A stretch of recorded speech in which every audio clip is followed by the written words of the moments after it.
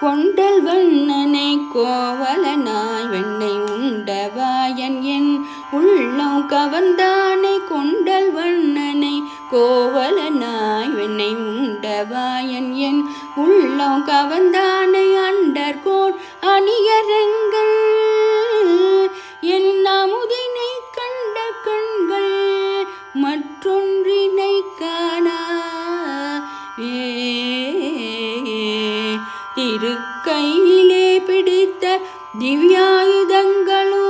வைத்து அஞ்சல் என்ற கையோ கவித்த முடியோ முகமோ முறுவலோ ஆசன பத்மத்திலே அழுத்தின திருவடிகளுமாய் நிற்கிற நிலையே நமக்கு தஞ்சம்